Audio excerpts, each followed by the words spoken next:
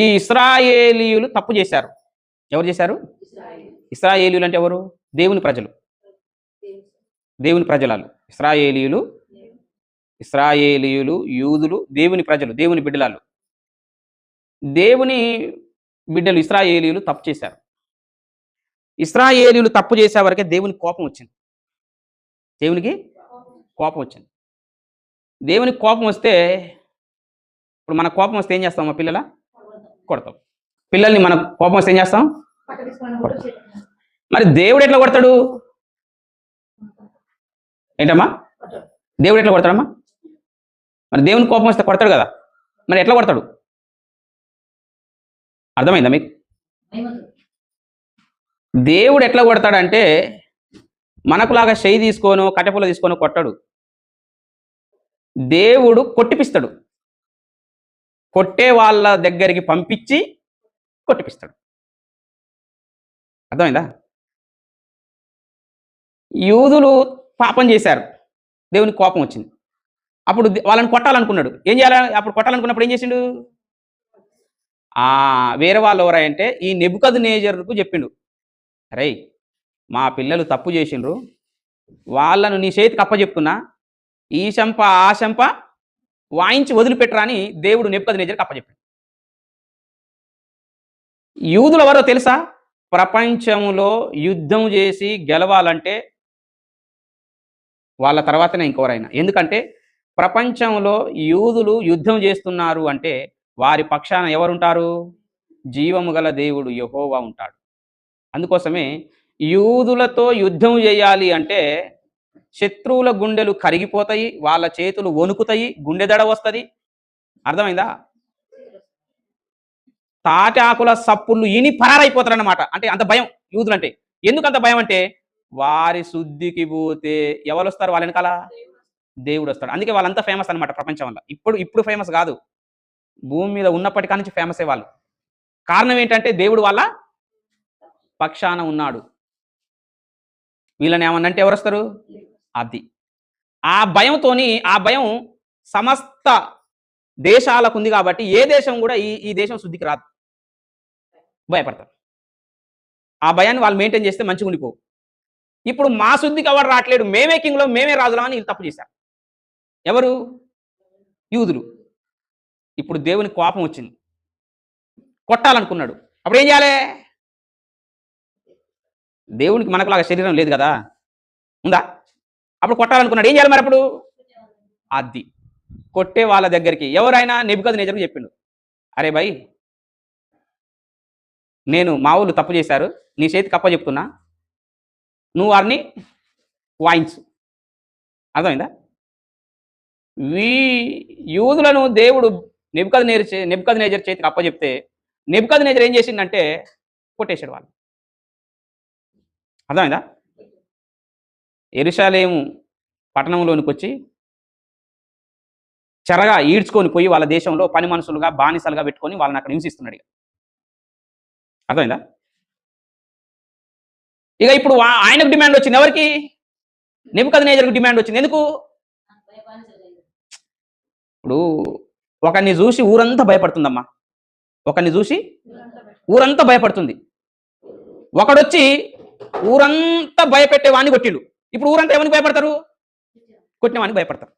అంటే వీడంటే ఊరంతా ఉచ్చ, ఈయనే కొట్టిండంటే ఆడవర్ర భయ అసలు ఉంటుందా ఉండదా? యూదులంటే అన్ని దేశాల వాళ్ళకు భయం. అలాంటి యూదులనే కొట్టిండంటే అసలు ఈ నెబుకద్నెజరు ఎవడురా భయ్? అర్థమైందా? ఇక నెబుకద్నెజరుకు ప్రపంచం భయపడడం స్టార్ట్ అయిపోయింది. ఈ నెబుకద్నెజరు మంచిగా తన సామ్రాజ్యాన్ని బాగా విస్తరింపజేసుకున్నాడు. బబులోను దేశంలో గాలిలో మేడలు కట్టిండట. ఏం మేడలమ్మా? గాలిలో మేడలు, హెంగింగ్ గార్డెన్స్. అర్థమైందా? అంటే ఎంతో ఎత్తు కట్టినమాట. అర్థమైందా? అటువంటి మేడలు కట్టి ఆ మేడల మీద తిరుగుతూ ఏమనుకున్నాడంట అమ్మా? ఆ మేడల మీద తిరుగుతూ ఏమనుకుంటున్నారంటే దానియేలు గ్రంథం 4వ అధ్యాయం చూడండి, 30వ వచనం. అప్పుడు నెబుకద్నెజరు, బబులోనును ఈ మహావిశాల పట్టణము నా బలాధికారమును నా ప్రభావ ఘనతను కనపరుచుటకై నా రాజధాని నగరముగా నేను కట్టించినది కాదా అని తనలో తాను, అంటే తన మనస్సులో అనుకున్నాడంట. ఏమనుకున్నాడంట? మనస్సులో ఏమనుకున్నాడంటే ఆ కోట మీద ఉండి ఆ బబులోను సామ్రాజ్యాన్ని, ఆ రాజధానిని చూస్తూ, బా ఇదంతా నా బలాధికారమే కదా అనుకున్నాడంట. ఇదంతా నా బలాధికారమే కదా, ఈ సామ్రాజ్యాన్ని అంతా నేనే కట్టుకున్నా కదా, అర్థమైందా, ఇదంతా నాదే అని ఒక్కడే మనసులో అనుకొని అతిశయపడుతూ సంతోషిస్తున్నాడంట. రే రే రే రే రే రే నీకంత సీన్ లేదు. దేవుడు ఏమన్నాడు? రే రే రే రే నీ మనసులో అంత హెచ్చిపోకు, నీవు నీవు అంతా నేనే అన్నది నువ్వు కాదమ్మా. ఎవరిక్కడ? నేనురా. నేను నా పిల్లలు తప్పు చేస్తే వాళ్ళను శిక్షించటం కోసం నిన్ను వాడుకున్నా కానీ అదేదో నిన్ను వాడుకున్నంత మాత్రాన నువ్వు తోపైపోకమ్మా. ఏమన్నాడు? నువ్వు ఏదో పెద్దోడివి, నేనే ఈ సామ్రాజ్యాన్ని అంతటిని ఏలుతున్నాను, యూదా దేశాన్ని, ఇశ్రాయేలు దేశాన్ని అంతా బానిసలుగా చేసుకున్నా, అంత ఈ సామ్రాజ్యం అంతా నాదే, నేనే అన్న పదం నీ మనసులో అంతగా హెచ్చి పోకు. అర్థమైందా? నేను నీకప్ప చెప్పిన నువ్వు నన్ను మహిమపరచాలరా. నిన్ను ఇంతగా నీ సామ్రాజ్యాన్ని హెచ్చించింది ఎవరు? నేను హెచ్చించినరా. ఎందుకు? నా పిల్లలు తప్పు చేయడం నీకు ప్లస్ పాయింట్ అయిపోయింది. ఎందుకు? వాళ్ళని శిక్షించడం కోసం నిన్ను వాడుకుంటున్నా. నిన్ను హెచ్చించిన, వాళ్ళ మీద నిన్ను హెచ్చించిన, నిన్ను హెచ్చించినంత మాత్రాన ఏమరా నన్ను కూడా పక్కన పెట్టేసి నేనే అనుకుంటున్నావేంద్రా? అప్పుడు దేవుడు ఏమన్నాడు తెలుసా? నేనే అని ఎప్పుడు అనుకున్నాడో 31వ వచనం చూడండి. రాజు నోట ఈ మాట ఉండగా, ఏ మాట? నేనే. ఏమంటాడట? అసలు నేనే అన్న పదం దేవుందేనండి. బైబిల్లో ఆదికాండం నుంచి ప్రకటన గ్రంథం వరకు ఎక్కడ చూసినా కూడా నేనే అనగలిగింది ఎవరు? ఒక్కడే. నేనే అన్న పదం దేవుడిదే. అది మనకు వర్తించదండి. నేనే అని కాళ్ళ ఎగరేయకూడదు. అర్థమైందా? అర్థమైందా? మనం ఏమనాలి? నా దేవుడే, నా దేవుడే. అర్థమైందా? అని నేనే అని ఎప్పుడైతే అనుకుంటున్నాడో అప్పుడు దేవుడు ఆకాశం నుంచి ఏమంటున్నాడంట? రాజు నోట ఈ మాట ఉండగా ఆకాశము నుండి ఒక శబ్దము వచ్చెను. ఏదనగా, రాజగు నెబుకద్నెజరు, ఇదే నీకు చివరి ప్రకటన బిడ్డ. ఏంటి ఆ ప్రకటన? నీ రాజ్యము నీ యొద్ద నుండి తొలగిపోయెను, తమ యొద్ద నుండి మనుషులు నిన్ను తరుముతారు, నీవు అడవి జంతువుల మధ్య నివాసం చేస్తావు, పశువు వలె గడ్డి మేస్తావు. సర్వోన్నతుడగు దేవుడు మానవుల రాజ్యము పైన అధికారై ఉండి తాను ఎవరికి, దేవుడు ఎవరికి ఆ రాజ్యాన్ని అనుగ్రహింప నిశ్చయించునో ఆయనకు నచ్చిన వానికి మానవుల రాజ్యాలన్నీ వాని వశములో ఆయన చేస్తాడు అని చెప్పగానే ఈ ప్రకటన ఆకాశం నుండి వచ్చిందంట. ఈయనేమో గాలిలో మేడలు కట్టి ఆ మేడ మీద ఉండి ఏమనుకుంటున్నాడు? ఈ సామ్రాజ్యానికి ఏకచక్రాధిపత్యం వహిస్తూ నా బలాధిక్యమే కదా, నేనే కదా అని అనుకుంటున్నాడంట. అని అంటే ఆ మహిమ ఎవరికి పోవాలది? దేవుని మహిమకు ఎవరిని ఆపాదించుకుంటున్నాడు? తానే ఆపాదించుకుంటున్నాడు. నేనే. ఎప్పుడైతే మనస్సులో ఆ మాట మెదిలిందో ఆకాశము నుండి ఒక ప్రకటన వచ్చింది. నెబుకద్నెజరు, ఈ ప్రకటన నీకే, విను. చెప్పు, ఏంటా ప్రకటన? ఏంటా ప్రకటన అంటే చెప్తున్న, జాగ్రత్తగా విను. నువ్వు ఏ సామ్రాజ్యానికి అధిపతివై అతిశయపడుతున్నావో ఆ సామ్రాజ్యం నీ యొద్ద నుండి నేను తీసేస్తున్నా. అసలు ఆ సామ్రాజ్యం ఎవరిది అనుకుంటున్నావురా నాయన? ఎవరిది? అక్కడ చెప్పాడు. ఏమని చెప్పాడు? సర్వోన్నతుడగు దేవుడు మానవుల రాజ్యము పైన ఆయనే అధికారి. అర్థమైందా? భూమి మీద ఎన్ని రాజ్యాలు ఉన్నాయో అన్ని రాజ్యాలకు రాజులను నియమించేది దేవుడు. ఆ రాజుల పైన అధికారి రారాజు దేవుడు. అర్థమైందా? భూమి మీద ఎన్ని రాజ్యాలు ఉన్నాయో ఆ రాజ్యాలకు రాజులను నియమించేది ఆయనకు. ఎవడైతే నచ్చుతాడో, ఎవని వశములో ఫలాని రాజ్యాన్ని వాని వశం చేయాలని దేవుడు నిశ్చయించుకుంటాడు, ఆ రాజ్యాన్ని వానికి వశం చేస్తాడు. భూమి మీద ఉన్న రాజ్యాలన్నీ నాకు ఎవడైతే నచ్చుతాడో, ఎవడైతే నాకు ఇష్టంగా ఉంటాడో వారికి ఆయా రాజ్యాలను వారి వశంలో చేసేది నేనే. కాబట్టి ఇది నువ్వు తెలుసుకోవాలి. ఇది నువ్వు తెలుసుకోవాలంటే నువ్వేం చేయాలంటే ఇదిగో నీకు ప్రకటన. ఏంటి నీ ప్రకటన అంటే నువ్వు నీ రాజ్యం మీద నుంచి నీ నుంచి తొలగేస్తున్నా, నీ రాజ్యాన్ని నీ నుండి తొలగింపజేస్తున్నాను. ఇదిగో నీవు మనుషులలో నుండి తరిమివేయబడతావు. ఎక్కడ పోతావు? అడవిలోనికి. అడవి జంతువుల మధ్య, పశువుల మధ్య, మృగాల మధ్య నువ్వు ఉంటావు. ఉండి ఏం చేస్తావు? నువ్వు పశువు వలె గడ్డి మేస్తావంట. అంతేనా? అప్పుడప్పుడు అంటారు, ఏమంటారు? ఆకు అల్లం తిని బతుకుతున్నామయ్యా ఈ కరువుకు, ఏమీ లేక అని అంటారు. అది ఊరికనే రాలే. ఎవరిని బట్టి వచ్చింది అది? ఈడు తిన్నాడు ఆకులలం. ఎవడు? రాజు తిన్నాడు ఆకులలం. అది ఊరికనే సామెతలు రాలే. ఆకులలం తిని బతుకుతున్నామయ్యా అన్న సామెత బతుకుంటే బలుసాకన్నా బలుసాకు కాదు, గడ్డే తిన్నారన్నమాట. ఎవరు తిన్నారు? ఈ రాజు తిన్నాడు. తినిపించింది ఎవరు? దేవుడు. తిన్నది సామాన్యుడు తిన్నాడంటే ఆశ్చర్యపోనక్కర్లేదు. అరే ఆడు సామాన్యుడు రా, కటిక బీద స్థితిలో ఉన్నాడు, కడు బీదరా, అర్థమైందా? అంటే ఓ సక్కదనం. వాడు తింటే ఓ సక్కదనం. వాడు తింటే వాడు పట్టించుకోడు. అరే ఎల్లట్లేవురా వానికి, పేదవాడు, నిరుపేద, తినడానికి తిండి లేవు, తాగడానికి నీళ్ళు లేవు, వాడు తిన్నారా గడ్డి అంటే హేమ పోనీరా గడ్డి తిన్న బతకనిరా అని ఉంటది. చక్రవర్తి గడ్డి వేసిందంటే ఆశ్చర్యం. చక్రవర్తి గడ్డి వేసిందంటే ఆశ్చర్యం కాదు. దేవుడు ఈ చక్రవర్తిని దించేసరికి ఈ చక్రవర్తి మనుషుల మధ్యలో నుండి తరిమివేయబడ్డాడు. అడవిలోనికి వెళ్ళి పశువు వలె గడ్డి మేశాడంట. ఒకరోజు 2 రోజులు కాదు, కొంతకాలం. అర్థమైందా? గడ్డి మేసినాక అప్పుడు ఏమొచ్చింది ఈయనకు?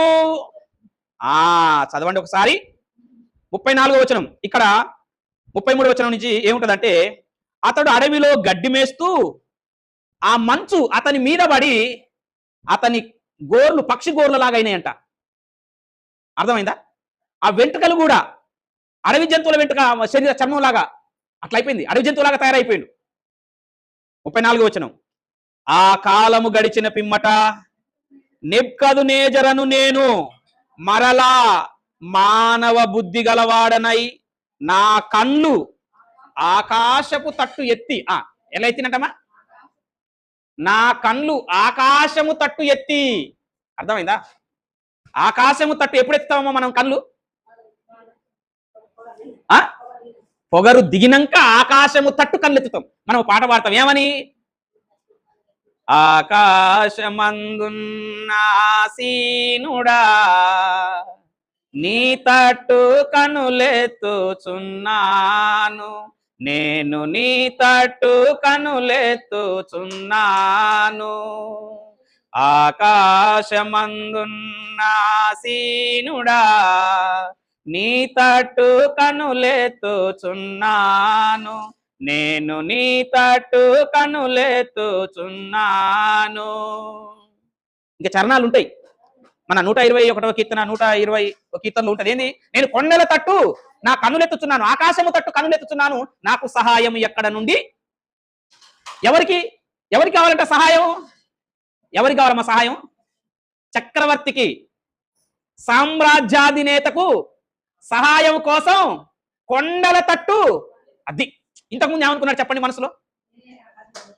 నేనే కదా నా బలాధిక్యం చేత, నా బలము చేత, నా ఏకచక్రాధిపత్యం చేత నేనే కదా ఈ సామ్రాజ్యానికి నేను కట్టుకున్నాను కదా, నేను రాజును కదా, ఇక నన్ను మించినోడి కూడా ఉన్నాడు. అది అర్థం కావడానికి అప్పుడు దేవుడు ఏం చేసినట్టే నెబుకద్నెజరుని పైకి చూపించినట్ట. ఆకాశం వైపు చూసి కొండల తట్టు కన్నులెత్తి అప్పుడు ఏమంటున్నారట?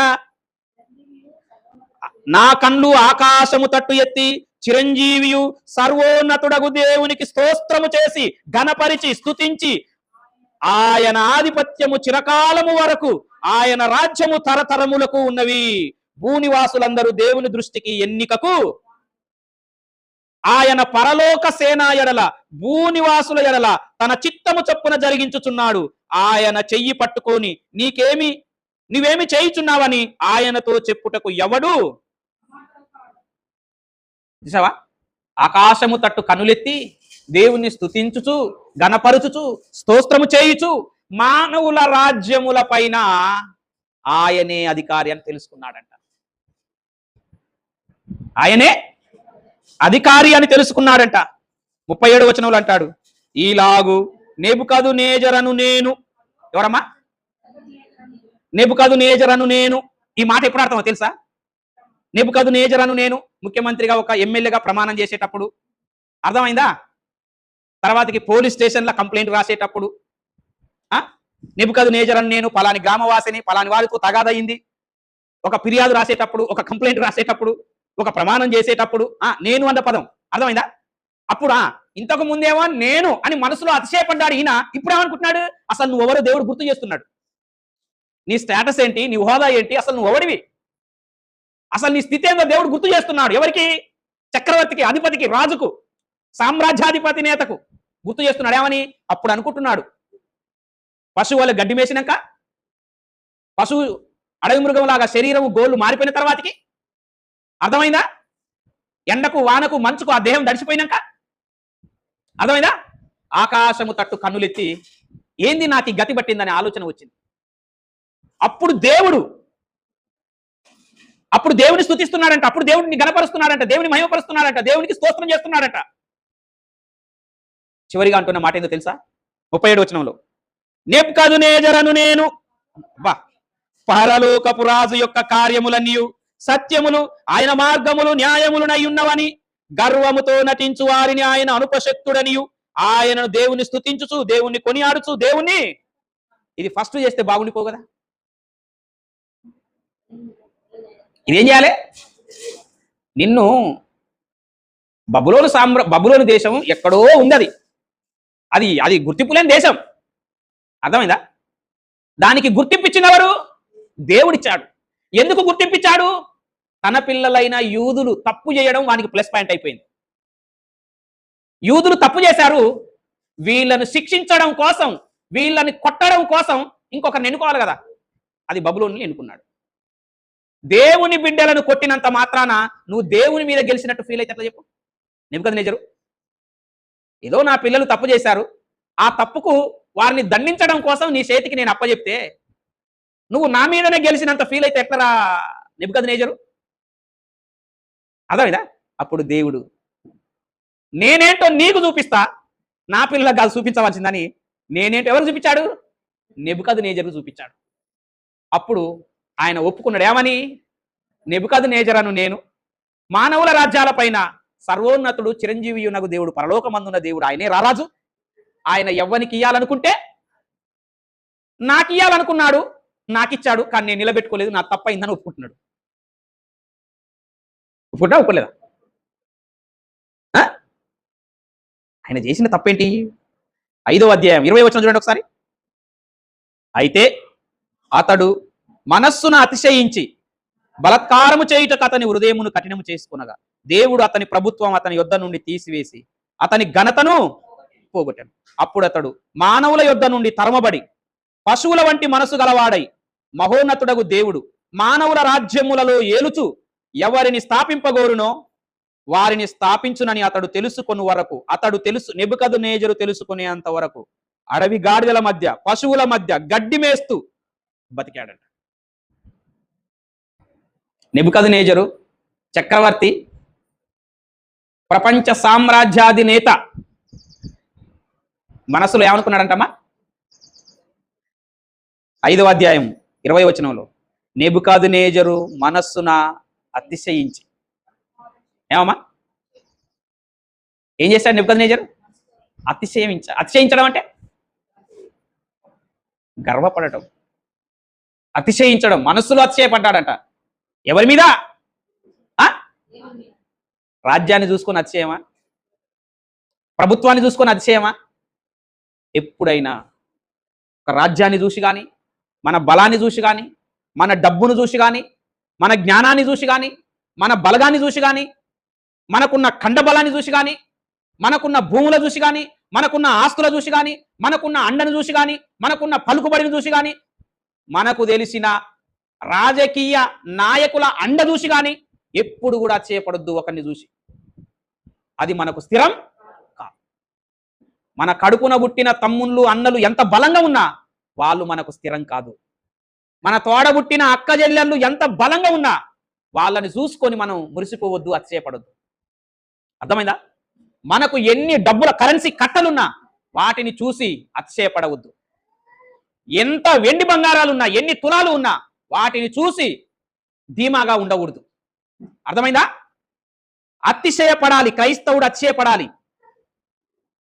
భక్తుడు అతిశయపడవచ్చు, కానీ ఏ విషయంలో అతిశయపడాలో తెలుసా? ఒక్క మాట చూడండి. ఇర్మియా గ్రంథం 9వ అధ్యాయం చూడండి, మాట తీయండి. ఇర్మియా గ్రంథం 9వ అధ్యాయం 23వ వచనం. యెహోవా ఈలాగు దేవుడు మనుషులకు ఇస్తున్నాడంట. మనుషులకు, సామాన్యునికైనా, గనులకైనా, బలవంతులకైనా, బలహీనులకైనా, రాజులకైనా, భటులకైనా, అధికారులకైనా, దరిద్రులకైనా దేవుడు సెలవిస్తున్నాడు భూమి మీద ఉన్న ప్రతి ఒక్కరికి. ఇర్మియా గ్రంథం 9వ అధ్యాయం 23వ వచనం నుంచి కింది చదువుతున్నాయినండి. చదవమ్మా. యెహోవా ఇలాగూ సెలవిచ్చుచున్నాడు, జ్ఞాని తన జ్ఞానమును బట్టియు, శూరుడు తన శౌర్యమును బట్టియు అతిశయింపకూడదు. ఐశ్వర్యవంతుడు ఐశ్వర్యమును బట్టి అతిశయింపకూడదు. అతిశయించువాడు దేనిని బట్టి అతిశయింపవలెనంటే ఎవరు చెప్తున్నారు? యెహోవా ఇలాగు అద్ది. అతిశయించే వాళ్ళకందరికీ నువ్వు నీ నోటితో అతిశయిస్తావా? శబ్దం రాకుండా నీ మనసులో అతిశయిస్తావా? అర్థమైందా? నోటితో అతిశయిస్తే నీ నోటి పలుకులు నలుగురు వింటారు. అమ్మో ఈయనకి ఎంత పొగరుంది ఎవరా అంటారు నీ పలుకులు వింటే. మనసులో అతిశయిస్తే ఎవడు వినరు, కానీ నీ మనసును దేవుడు చూస్తాడు. నీ మనసును దేవుడు చూస్తాడు. అతిశయించే వాళ్ళకంట యెహోవా సెలవిస్తున్నాడంట, అరే అతిశయించే వారలారా, జ్ఞానాన్ని బట్టి అతిశయించవద్దు. వీరుడు శౌర్యమును బట్టి అతిశయించకూడదు. సిరులు సంపదలు ఉన్నవాడు ఐశ్వర్యమును బట్టి అతిశయించకూడదు. అతిశయించాలనుకుంటే దేనిని బట్టి అతిశయించాలి? ఎవరిని బట్టి అతిశయించాలి అంటే, భూమి మీద కృప చూపుచు నీతి న్యాయములు జరిగించుచున్న యెహోవాను నేనే అని గ్రహించి నన్ను పరిశీలనగా తెలుసుకొనుటను బట్టియే అతిశయింపవలెను. ఏనట? పరిశీలన చేసి ఏం చేశామా? ఏం చేశామా? అందరు చెప్పండి. ఏం చేసి? పరిశీలన. పరిశీలన అర్థమైందా? పరిశీలన చేసి ఎవడు నన్ను తెలుసుకుంటాడో, ఎవడు నన్ను తెలుసుకుంటాడో వాడు అతిశయించవచ్చు. ఏమని? నేను దేవుణ్ణి తెలుసుకున్నా. ఏం తెలుసుకున్నా? నేను దేవుణ్ణి తెలుసుకున్నా. అతిశయించు. ఎందుకు? ఏంట్రా ఇదే దేవుణ్ణి తెలుసుకుంటే అతిశయించాలా? ఎస్. భూమి మీద జనాభా సంఖ్య కన్నా దేవుళ్ళ సంఖ్య ఎక్కువగా ఉంది, దేవతల సంఖ్య ఎక్కువగా ఉంది. పాటలు కూడా ఉన్నాయి. కొత్త దేవుడు అండి, కొత్త రోజుకు ఎన్ని కొత్త దేవుళ్ళు పుట్టుకుంటూ వస్తారో తెలుసా?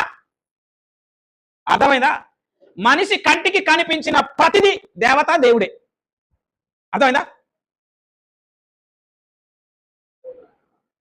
దేవుడు ఆత్మ కంటికి కనిపించడు, మరుగైపోయిండు. మనుషులు చేసిన దేవుళ్ళు కళ్ళ ముందు తలక్కు తలక్కు తలక్కు అని మెరుస్తున్నారు. మెరుస్తలేరా? కానీ మనుషులు చేసిన కోట్ల దేవుళ్ళల్లో నిజ దేవుణ్ణి తెలుసుకోవటం చాలా కష్టం. మరి అర్థమైందా? మనుషులు పుట్టించిన దేవుళ్ళల్లో, మనుషులు చేసిన దేవుళ్ళల్లో మనుషులను పుట్టించిన దేవుణ్ణి నువ్వు తెలుసుకోవటం అంత ఆశామాష కాదు, అంత సులువైన పని అది. నన్ను ఎవడైతే పరిశీలన చేసి నేనే జీవము గల దేవుడను, నేనే మనుషులను మట్టితో నిర్మించాను, నేనే భూమిని సృష్టించాను, నేనే ఆకాశమును సృష్టించాను, నేనే మనుషులను మట్టికి మారుస్తున్నాను, మరలా నరులారా నా దగ్గరికి రమ్మని నేనే వారిని పిలుస్తున్నాను. నేను జీవము గల దేవుడను, నేను ఉన్నవాడను, నేను అమరత్వము గలవాడను. నేను ఉన్నవాడను, అమరత్వము గలవాడను. నన్ను ఎవడైతే తెలుసుకుంటాడో, నన్ను తెలుసుకున్నవాడు అతిశయపడాలి. ఏమని అతిశయపడాలంటే, నేను జీవము గల దేవుణ్ణి, దేవుడెవరో నేను తెలుసుకున్నా, దేవుడెవరో నేను పట్టుకున్నా, ఆయనే నిజమైన దేవుడు. అర్థమైందా?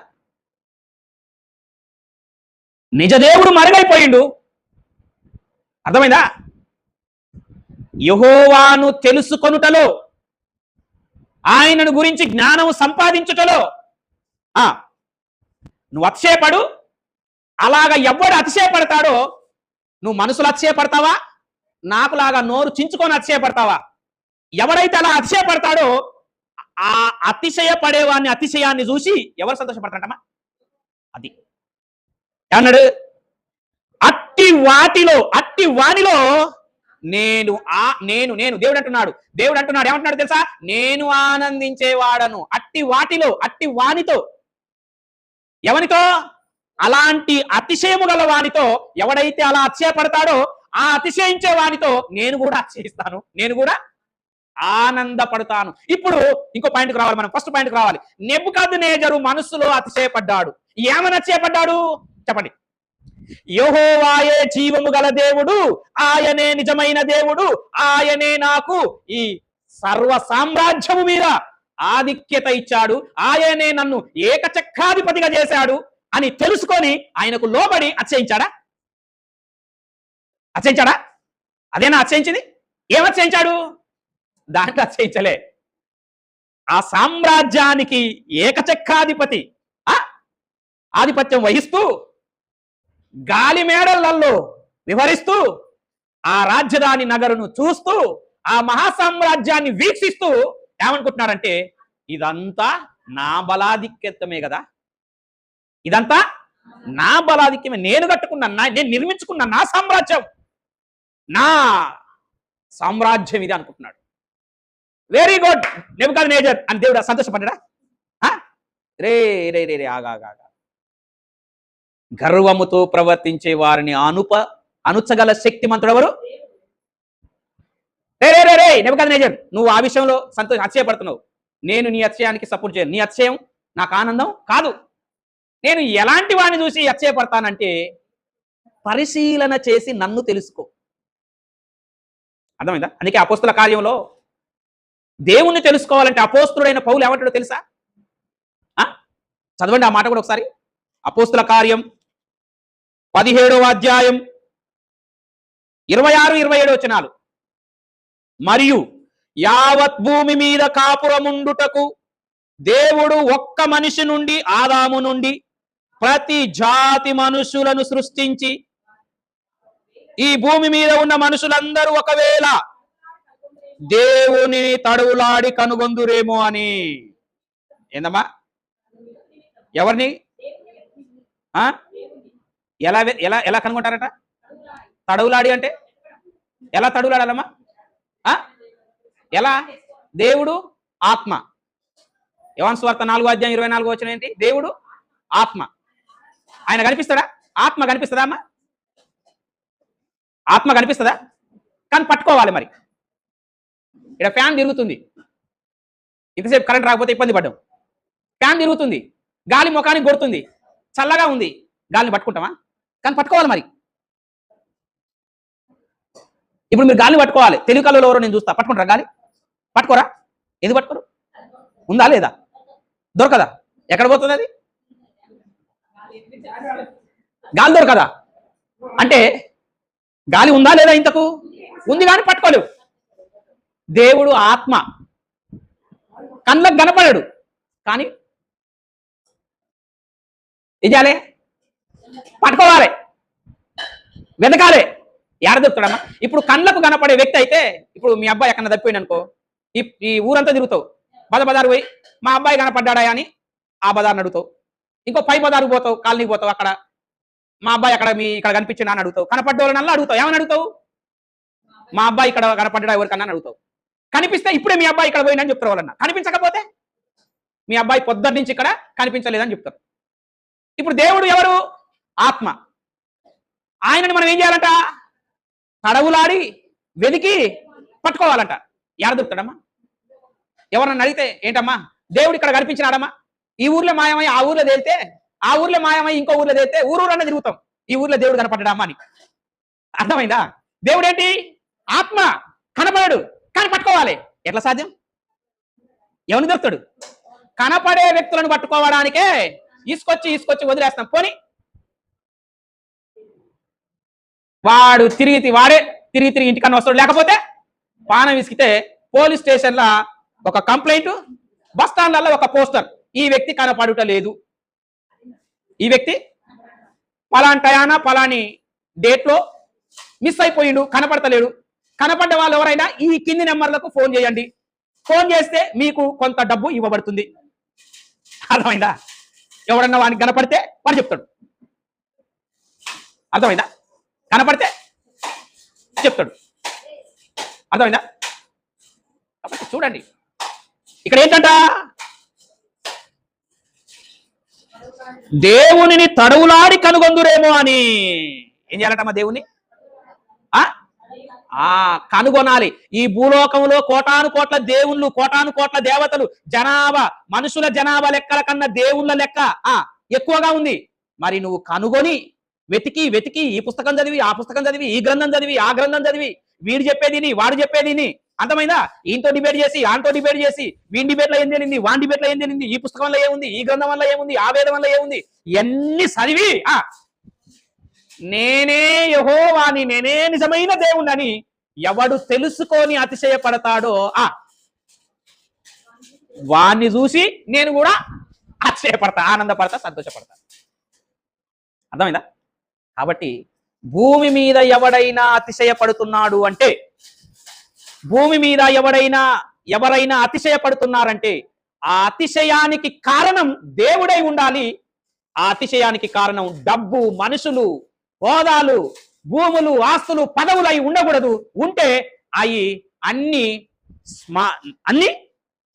ఏమైపోతాయి? స్మాష్ అయిపోతాయి. ఆ తర్వాతికి బూడిద ముఖానికి పూసుకొని చేతుల బొచ్చ పెట్టుకొని ఆకాశం వైపు కన్నులెత్తి నెబుకద్నెజరు చూసినట్టే మనం చూడవలసిన పరిస్థితి. కాబట్టి మన అతిశయానికి కారణం దేవుడై ఉండాలి. ఆ అతిశయం నోటి నుంచి అతిశయించిన నీ ఎవ్వరికి తెలవకుండా నీ మనసులో అతిశయపడ్డా అది దేవుడై. Thank you.